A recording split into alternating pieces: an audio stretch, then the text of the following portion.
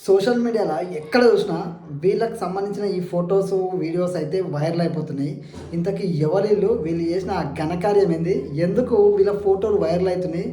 ఎవరీళ్ళు అసలు? ఏం జరిగిందో తెలుసుకుందాము. సోఫిక్ అనేటోడు వీడు వచ్చేసి బెంగాల్కి చెందినోడంట. సో వీడికి సంబంధించిన వీడియో వీళ్ళ స్నేహితురాలు కలిసి రీల్స్ చేస్తారంట. వీళ్ళిద్దరు ఫ్రెండ్స్ అంట.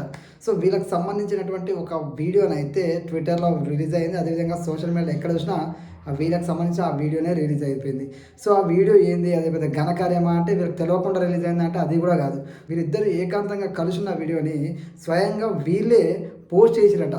ఫేమస్ అవ్వడం కోసం పోస్ట్ చేశాడు. చాలా రోజుల నుంచి రీల్స్ చేస్తున్నారు. చాలా రోజుల నుంచి వీళ్ళు స్నేహితులుగా రకరకాలుగా సోషల్ మీడియా ఇన్ఫ్లుయెన్సర్గా అయితే చలామణి అవుతారు. కానీ వీళ్ళు ఏ రకంగా ఫేమస్ అవుతలేరు. సో ఒక వీడియో వదులుదామని చెప్పేసి వదిలినట్టుగానైతే స్పష్టంగా వీళ్ళే వదిలేరంట. ఇప్పుడు ఈ వీడియో అనేది దేశవ్యాప్తంగా ఇటు సోషల్ మీడియాలో ఎక్కడ చూసినా పాన్ ఇండియా వైజ్గా వీళ్ళ వీడియో అనేది వైరల్ అయిపోయింది. సో వీళ్ళకి సంబంధించిన వీడియో వైరల్ అవ్వగానే ప్రతి ఒక్కడు మీమ్స్ కానీ ట్రోల్స్ కానీ ఏం చూసినా వీళ్ళ పేరు మీదే ఉంటుంది. అసలు ఇన్స్టాగ్రామ్ ఓపెన్ చేసిన, ట్విట్టర్ ఓపెన్ చేసిన, సోషల్ మీడియా యూట్యూబ్ ఓపెన్ చేసినా ఎక్కడ చూసినా వీళ్ళకి సంబంధించిన వీడియోని చక్కర పడుతుంది. ఇప్పుడు వీళ్ళు ఒక ఇన్ఫ్లుయెన్స్ అయ్యండి. అదేవిధంగా ఒక యంగ్ జనరేషన్లో ఉన్నారు. వీళ్ళిద్దరి మధ్య ఏదైనా ఉన్నాయండి. కానీ వీళ్ళు ఒక వీడియోని వదిలి సొంతంగా వీళ్ళే ఆ వీడియోని బయటకు రిలీజ్ చేసి ఫేమస్ అవ్వడం అంటే వీళ్ళు ఏదో దేశానికి ఏదో ఘనకార్యం చేసినట్టు, వీళ్ళు ఏదో ఘనకార్యం సాధించినట్టు. నిజంగా ఫేమస్ అవ్వడం కోసం ఇలాంటి లుచ్చా పనులు చేసి నిజంగా వాళ్ళిద్దరు కలిసి ఉన్న వీడియో రిలీజ్ చేశారు. వాళ్ళిద్దరు ఫ్రెండ్స్ అంట. వాళ్ళ ఏజ్ ఎంతో కూడా తెలియదు. వాళ్ళు రేపటి రోజున పెళ్లి చేసుకుంటారో లేదో కూడా తెలియదు. వీళ్ళు వీళ్ళకి సంబంధించినటువంటి తిరగడం ఒకటి. వీళ్ళు నచ్చినట్టు వీళ్ళు ఏ విధంగా ఉన్నా పర్లేదు వెనక సైడ్. కానీ వీళ్ళు ఏ విధంగా ఫేమస్ అవ్వడం కోసం, కేవలం ఫేమస్ అవ్వడం కోసం ఈ వీడియో వదలడం అనేది నిజంగా చాలా చాలా బాధాకరం. సోషల్ మీడియా అనేది జనరేషన్ ఏ విధంగా ఉంది అంటే అందరు ఇలా ఉండకపోవచ్చు. కానీ కొంతమంది వీళ్ళంటి ఈ లత్కోర్ పనుల వల్ల మిగతా వాళ్ళందరికీ చెడ్డ పేరు వస్తుంది. నిజంగా అందరు వీళ్ళ ఉంటారంటే ఉండరు. కానీ ఇలాంటి వాళ్ళు ఫేమస్ అవ్వడం కోసమో లేకపోతే డబ్బుల కోసమో ఇంక దేనికోసమో మొత్తంగా వీళ్ళు తల్లిదండ్రుల మాట వినకుండా, అసలు తల్లిదండ్రులను పట్టించుకోకుండా వీళ్ళకి నచ్చినట్టు వీళ్ళ లైఫ్ అన్నీ తెలిసినట్టుగా, అసలు ఏదో ఓ 10th క్లాస్ అయిపోయి ఇంటర్ అయిపోగానే వీళ్ళ పెద్ద ఏదో సాధించినట్టుగా ఈ రోజుల్లో ఈ సోషల్ మీడియా, నిజంగా సోషల్ మీడియాని ఉపయోగించుకుంటే దానంత బెస్ట్ లేదు. కానీ దాన్ని ఉపయోగించుకునే విధానంలో ఇలాంటి వాళ్ళు కూడా ఉంటారు.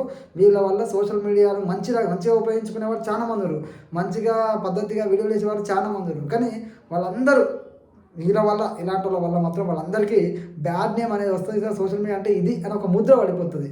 సో ఇలాంటి వాళ్ళ వల్ల ఇప్పుడున్న జనరేషన్లో మనం అందరినీ తప్పుపట్టలేము. కొంతమంది తల్లిదండ్రులు ఈ విధానంతో చాలా బెస్ట్గా అంటే చాలా బెస్ట్గా ఉంటారు. కానీ మరికొంతమంది కూడా చాలా బాగా ఉంటారు.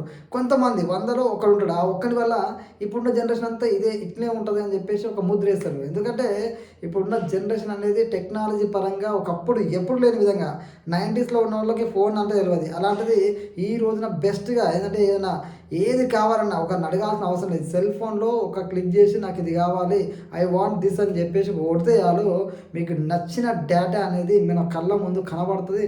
డేటా అనేది మన ముందు ఇట్లా ప్రత్యక్షం అయిపోతుంది. అంత టెక్నాలజీ అభివృద్ధి చెందుతున్న ఈ రోజులల్లో ఫేమస్ అవ్వడం కోసం, కేవలం ఫేమస్ అవ్వడం కోసం రిలీజ్ చేసి తర్వాత నాకేం తెలియదు అని చెప్పేసి బాధపడుతుర్రు. అదేవిధంగా మాకు అసలు ఏం తెలియదు, అసలు ఇట్లా అయితే అనుకోలే అని చెప్పేసి ఇంకెట్లా అవుతారు అబ్బాయి ఇలాంటి వీడియో రిలీజ్ చేసినప్పుడు అని చెప్పేసి ఇద్దరు మీడియా ముందుకు వచ్చి మరీ చెప్తారు. అంటే చూడండి, వీళ్ళు ఫేమస్ అవ్వడం కోసం ఏదైనా చేస్తారు. ఇప్పుడు ఈ వీడియోని ఎక్కడ షేర్ చేయకండి, ఈ వీడియోని ఎక్కడ ట్రోల్ చేయకండి, ఈ వీడియో మీద ఎలాంటి మెసేజ్లు పెట్టకండి అని చెప్పేసి మాట్లాడతారు. వీళ్ళు చేసిన చండాలమైన పనిని పోస్ట్ చేసింది వాళ్ళే. ఈ రోజున వైరల్ అయ్యేసరికి దేశవ్యాప్తంగా మళ్ళీ వద్దని చెప్పేది కూడా వాళ్ళే. చూడండి ఎట్లున్నారంటే సమాజం ఇట్లున్నది. పోస్ట్ చేయాలని ఆలోచన వచ్చింది చూసినావా, అంతకు మించిన వరస్ట్ ఇంకోటి లేదు. సో సొసైటీ ఎలా ఉంది అంటే ఇలా ఉంది. సో ఈ వీడియో కోసం సోషల్ మీడియాలో ఎక్కడ చూసినా ఇదే వీడియో సర్క్యులేట్ అవుతుంది.